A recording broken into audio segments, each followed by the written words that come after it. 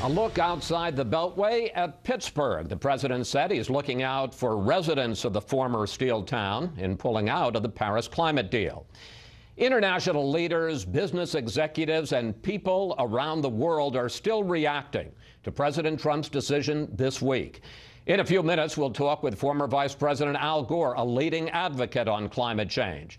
But joining me now is Scott Pruitt, Mr. Trump's administrator for the Environmental Protection Agency and a key player in the president's decision. Mr. Pruitt, welcome back to Fox News Sunday. Good morning, Chris. I want to start with a question that you were asked repeatedly on Friday. Here it is.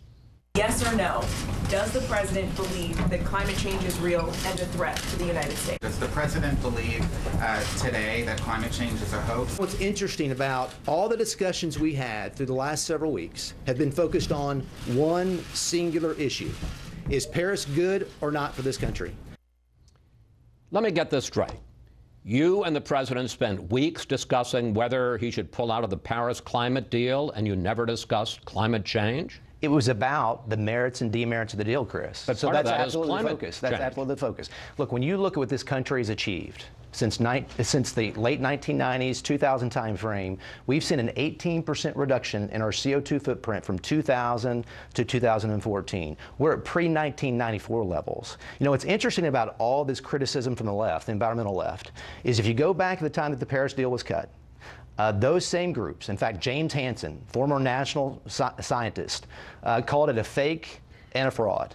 The general counsel of the Sierra Club was critical of what was achieved in Paris because it didn't hold China, it did not hold India accountable, and the United States agreed to 26 to 28% reductions in its GHG. But that's been the focus. Sir, we're going to get into all of that, but what I'm asking you is, as the president's EPA administrator, as his point person on the environment, isn't that a conversation that over the last few months you have to have, whether or not climate change is real or a hoax, as the president suggested, and whether or not human activity contributes to it? Are you saying you've never had that conversation with him? The focus of the last several weeks was centered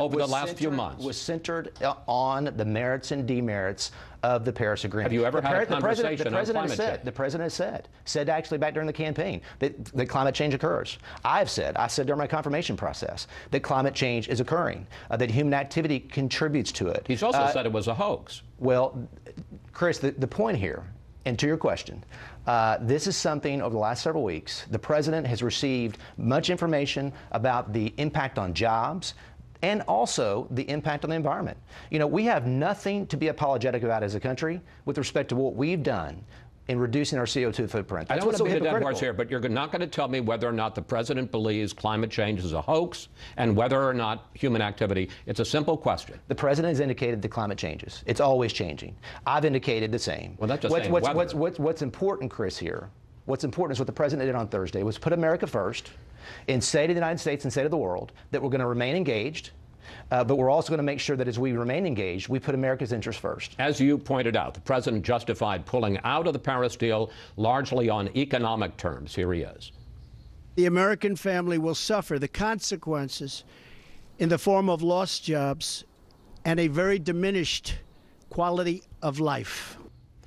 But the study that the president cited was funded by two groups that are dramatically opposed to environmental regulation, and the study itself acknowledges it does, this is a quote from the study, it does not take into account potential benefits from avoided emissions. The study results are not a benefit-cost analysis of climate change. Well, there were several. Administrator, it is a worst-case scenario. There's several studies that were actually published in response to Paris. NERA, the Heritage Study, the Global Policy Publication. He specifically quoted NERA. There were several that were sourced aspects as far as his speech. And what we know from the Paris Agreement, objectively, is that it was a $2.5 trillion contraction to our economy over 10 years. What we do know is it impacted up to 400,000 jobs in this country. What we do know is it impacted both the manufacturing base and energy sector jobs. You know, since the fourth quarter of 2016, Chris, we've had almost 50,000 jobs created in the mining and coal sector alone. In fact, in the month of May, almost 7,000 jobs. So these individuals that are saying, and I think what's also being missed here is that when you look at how we generate electricity in this country, the power grid, we need fuel diversity. We need coal, natural gas, hydro, renewables, nuclear as part of that mix because it provides stability and strength to our grid and lower costs. Our price per kilowatt compared to Germany, our price per kilowatt compared to Europe is far better, and it helps us grow jobs in this country. But Mr. Pruitt, aren't you focusing on the wrong thing? I want to put up some, I must say, surprising statistics. Take a look at this. The U.S. now employs more than double the number of people in the solar industry that it does in coal. Aren't you and the president talking about protecting the horse and buggy business just as cars come online?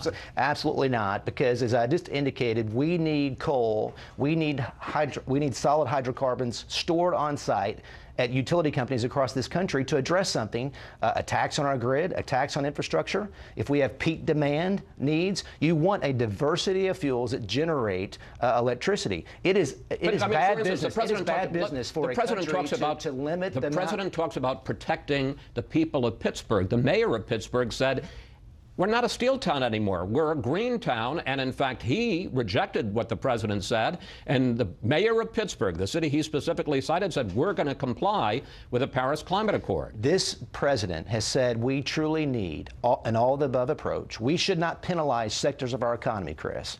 Government regulation shouldn't be used to pick winners and losers. The past administration declared a war on coal, and there were several coal facilities across this country shut down because of their past efforts. That is not what government regulation should be about. Government regulation should be about making things regular, not picking winners and losers, and making sure we have fuel diversity in generating electricity in this country. And as I indicated, the jobs numbers show already that this president's deregulatory agenda, his leadership in the energy space, is making a difference for jobs across this country. Almost 50,000 in the coal sector alone. Another issue, because the president also said that the Paris Climate Accord and pulling out of it isn't going to make all that much difference on the environment. Here he is. With total compliance from all nations, it is estimated it would only produce a 0.2 of 1 degree. Think of that. This much.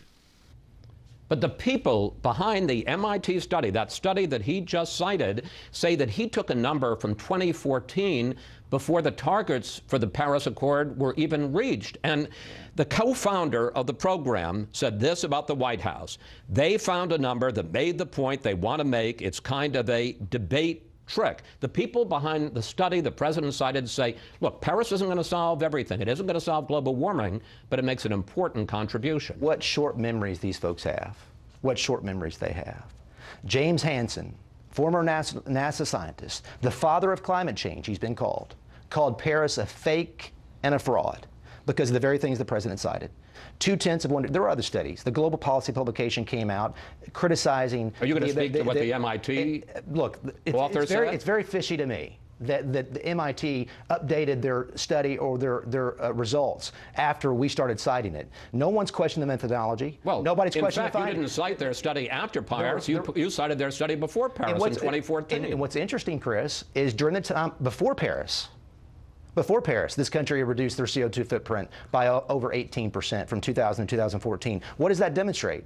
It demonstrates that American innovation, American technology is leading the way with respect to reducing the CO2 footprint, not government mandate. If China and India want to reduce their CO2 footprint, they should learn from us. Well, India, by the way, in the Paris Agreement, talking about the merits of the deal, Chris, conditioned any steps that they would take on receiving $2.5 trillion of aid.